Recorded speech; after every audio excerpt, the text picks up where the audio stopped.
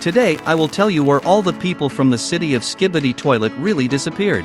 How did the secret community of agents appear, and the main question is, how did Skibidi toilet appear? Well, everything is in order. On January 29th, the first video with the well-known song Skibidi appears on the Da Fuck Boom channel. So far, this is just a meme that has not gone beyond just a humorous video. In the frame, the man is on the roof, and after a couple of seconds he will start singing. This is the first symptom of infection of the Skibidi virus brain. You say, what kind of nonsense? But believe me, you will soon understand what I mean. Behind the guy's back are G-Man, who in subsequent videos will lead the Skibidi toilet army and become the main antagonist of the entire universe. The video ends with the main character falling from the roof of the house. This is the first stage of human rebirth in Skibidi toilet. A person loses his former body and the toilet begins to perform the function of vital organs, while completely capturing the victim's brain. Already on February 7th, the first epic moment appears on the channel. Here the head of this man completely climbs out of the toilet and begins to hum a well-known song. At this stage, the victim's brain is already completely under the control of the Skibidi virus. The video ends with the infected person attacking the operator of the video, and the video ends abruptly. In the second episode, an elevator opens in which we already see 3 toilets, but now the most interesting thing is the man we saw earlier climbs out of the toilet together with the second Skibidi toilet whom he infected in the previous video.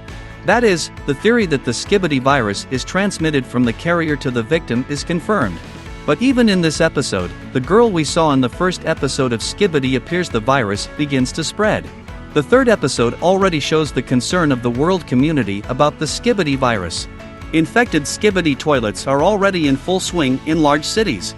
To combat them, the government has created a secret unit of agents who are immune to the virus. We notice them in this episode. This is how one of the biggest war stories on YouTube begins.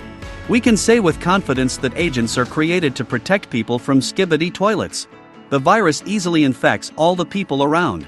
A good example is in the 4th episode. The restaurant's visitors were having fun when suddenly an infected Skibidi toilet enters the building, sings its song, and in a moment all the people inside become carriers of the Skibidi virus and turn into toilets. Thus, after a couple of days, an emergency situation is declared in all major cities.